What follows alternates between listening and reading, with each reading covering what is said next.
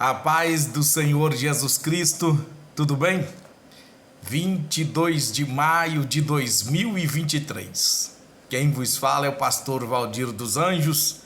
Tema da lição esta semana: uma família nada perfeita.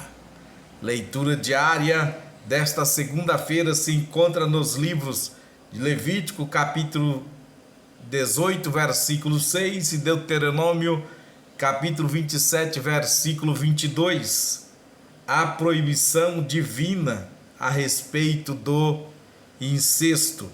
Versículo 6, Levítico diz assim: nenhum homem se chegará a qualquer parenta da sua carne para lhe descobrir a nudez. Eu sou o Senhor. Versículo 22 do capítulo 27 de Deuteronômio diz assim: maldito aquele que se deitar com sua irmã, filha de seu pai ou filha de sua mãe. E todo o povo dirá amém. Ouve esta palavra, alimenta sua alma, fortalece o teu espírito. Deus te abençoe. Sim, Deus te abençoe com saúde, com graça, com paz, te dando sabedoria, orientação para que você possa resolver os problemas que for da sua alçada, os que não for, que a tua fé possa ser aumentada e alcançar de Deus um milagre. Portanto, nós estamos estudando, vamos estudar nossas lições bíblicas. O incesto é proibido. A expressão descobrir a nudez, refere-se à relação sexual ou coabitação. Na sociedade patriarcal do Israel antigo, as famílias viviam juntas em clãs ou grandes grupos. Relações incestuosas eram proibidas entre os membros do povo de Israel. Portanto, também sabemos que além de ser, quando é proibido é porque é pecado. A Bíblia não usa o termo incesto, mas advoga firmemente a pureza do círculo mais íntimo da vida familiar. E se pronuncia contra relações sexuais entre seus membros. O incesto representa o abuso e a distorção de relacionamentos ordenados por Deus. Intimidade sexual entre pessoas aparentadas era estritamente proibida e a punição era a morte, esterilidade ou implicava em ser eliminado do meio do povo, como está no versículo 11 ao versículo 21 do capítulo 20 do mesmo livro de Levítico que lemos. A pessoa que cometia tais atos era maldita diante de Deus, como está no versículo 20 ao 23 de Deuteronômio, capítulo 27.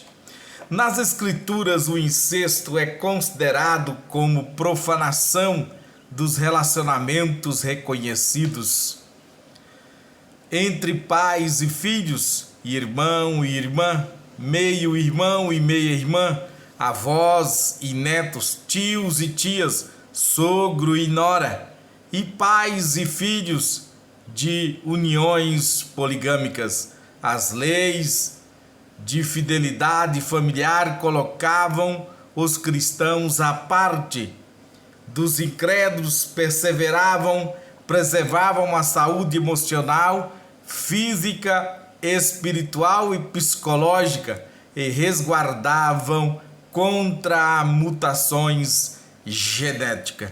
Portanto, é um pecado. Relações incestuosas é pecado, é uma imoralidade sexual, é uma desobediência gravíssima diante de Deus e pode acarretar de várias consequências, tipo deformidade, mutações genéticas e outros problemas psicológico, mental. Portanto, Deus sempre esteve interessado no indivíduo como um todo e suas leis foram dadas para estabelecer e manter esta integridade física, emocional e espiritual. Talvez o mais antigo incidente de incesto registrado na Bíblia tenha sido aquele que as filhas de Ló encorajaram o pai a embebedar-se, então cada uma delas engravidou-se dele. Estes atos de incestos produziram duas tribos com as quais os israelitas lutaram frequentemente e amargamente: os moabitas e os amonitas, no capítulo 19, versículo 30 de Gênesis. Portanto, Deus traz a juízo quando o povo se rebela contra suas leis e desrespeita e desconsidera a família. Nós estamos vivendo momentos críticos em nossa nação, aonde homens pervertidos, homens sem afeto, amor aos seres humanos, à família, sem respeito e consideração com o que é bom, sem o temor de Deus, estão trabalhando para legitimar leis que são contrárias à família, que são contrárias aos princípios de Deus. Mas quando uma nação, ou uma família, ou um indivíduo se vira para poder praticar esses tipos de abominações e imoralidades sexuais, o fim da derrocada desta nação, desta família, desse indivíduo está próximo.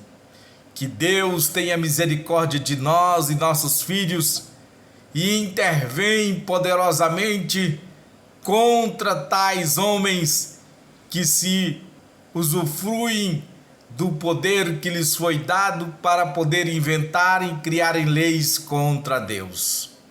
Portanto,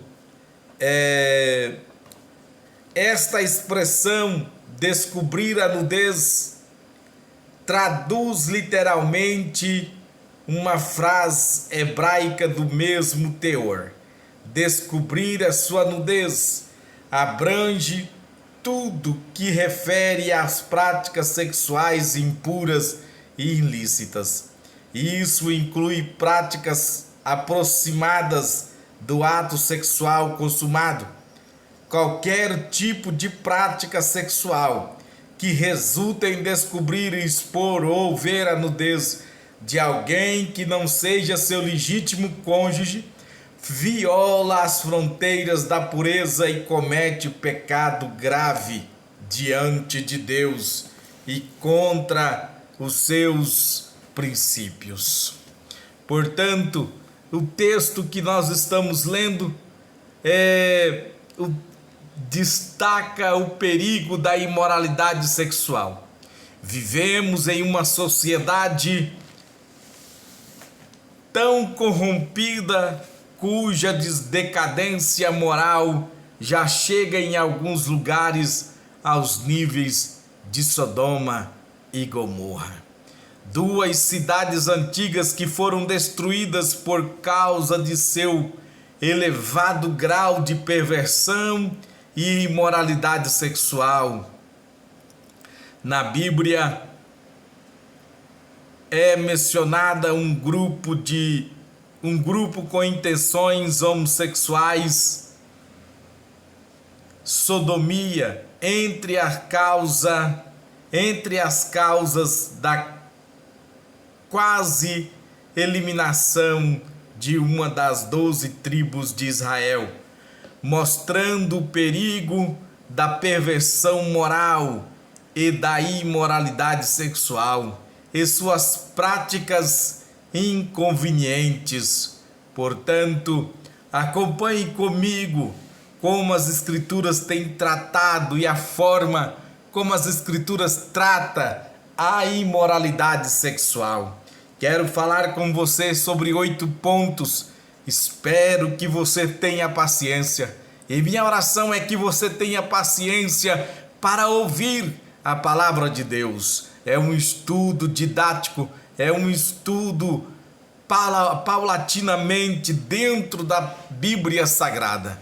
Vamos falar pausadamente para que você possa entender em alto e bom som. Nos ajude a crescer nesta plataforma, ouvindo esta palavra, deixando o seu like, deixando o seu comentário, compartilhando, levando esta palavra, porque tem sempre alguém precisando ouvir a palavra de Deus perto de você. Olha, quem sabe não é hoje que através desta palavra Deus vai libertar aquela pessoa que é oprimida, que é presa pelo espírito da libertinagem. Veja, de acordo com Juízes capítulo 19, versículo 16 e 22, um grupo de filhos de Belial e habitantes de Gibeá, cidade de dos benjamitas, queria praticar sodomia com um homem levita que se hospedara naquela cidade.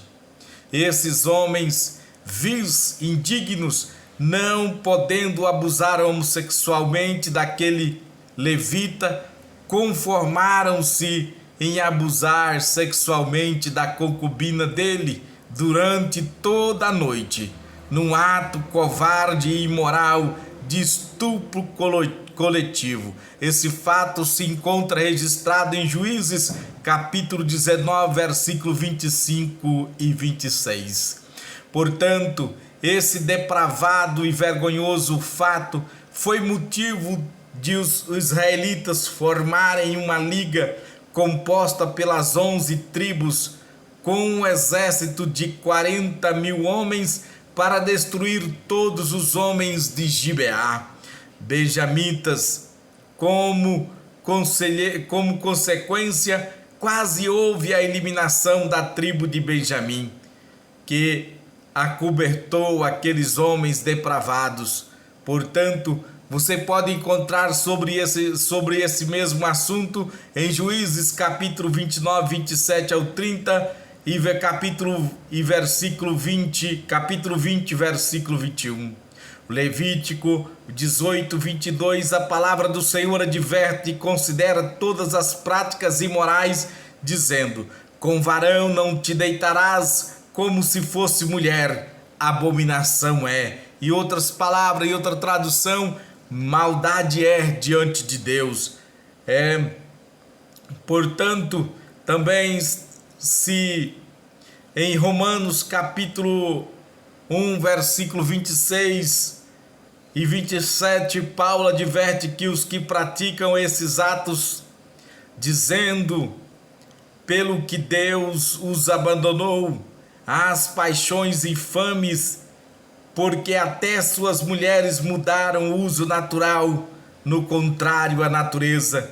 E semelhantemente também os varões, deixando o uso natural da mulher, se inflamaram em sua sensualidade uns com os outros, cometendo torpeza e recebendo em si mesmo a recompensa que convinha ao seu erro.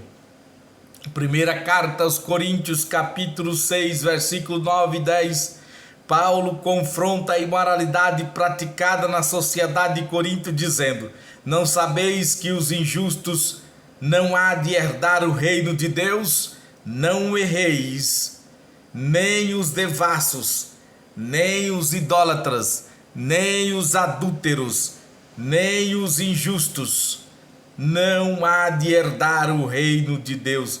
Melhor, nem os efeminados, nem os sodomitas, nem os ladrões, nem os avarentos, nem os bêbados, nem os maldizentes, nem os roubadores herdarão o reino de Deus. Em primeira carta aos Coríntios, capítulo 6, versículo 18, o mesmo apóstolo exorta todos nós dizendo: fugi da prostituição.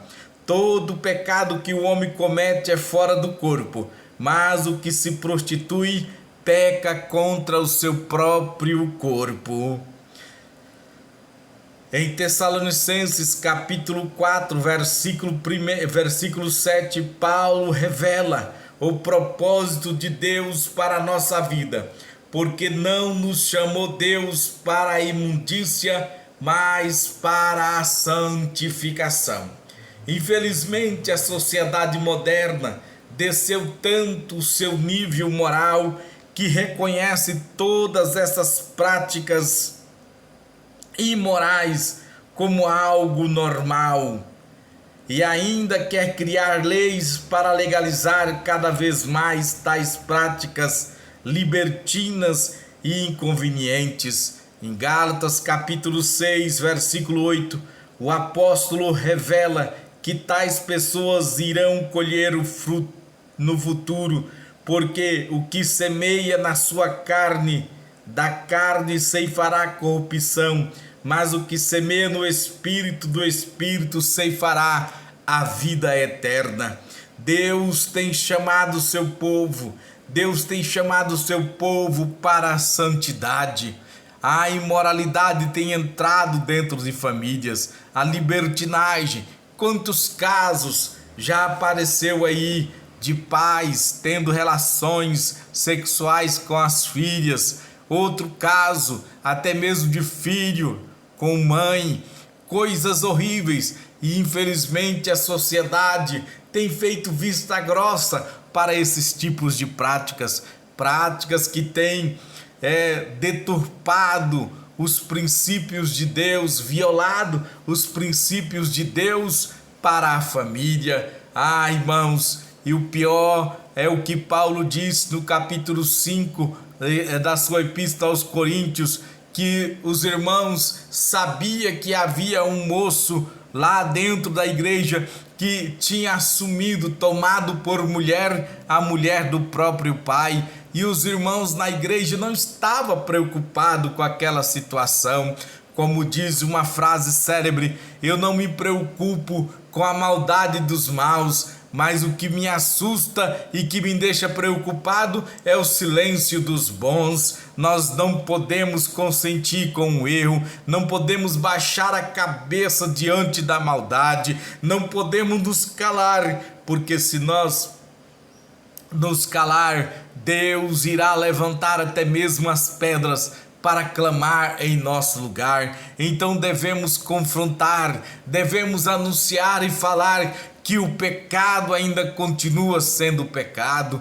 Quando nós não nos importamos mais, quando o pecado não nos incomoda mais, nós estamos precisando de se santificar mais perante o Senhor. Precisamos de pedir ao Senhor que Ele nos torne santo, que Ele nos ajude a ser santo, assim como santo Ele é. Nós devemos pedir ao Senhor que nos ajude a zelar por sua casa. Não digo apenas o templo aonde nós reunimos com nossas famílias 2 vezes ou 3 vezes por semana para poder adorar o Senhor. Não digo apenas lá é um lugar material aonde a igreja se reúne para adorar o Senhor, mas eu estou falando de nosso corpo, que é templo e morada do Espírito Santo. Que Deus nos ajude a nos agir com mais santidade, se portar como convém aos santos, que o caráter de Deus, que é santo, seja moldado em nós, pois a santificação é uma condição indispensável para vermos ao Senhor. Portanto, a santificação é a condição indispensável para vermos o Senhor. Sem santificação, ninguém verá o Senhor. Devemos andar perante o Senhor em santidade e justiça todos os dias de nossas vidas. Devemos dar fruto para a santificação. Devemos andar com simplicidade e sinceridade diante de Deus. Já fomos lavados, santificados, justificados em nome do Senhor Jesus e pelo Espírito de nosso Deus. Portanto, amado, se por acaso você foi pego do pecado, nesse pecado, seja ele incestuoso, seja ele imoral, arrependa-te, confessa e abandona, porque há perdão para você. Amém.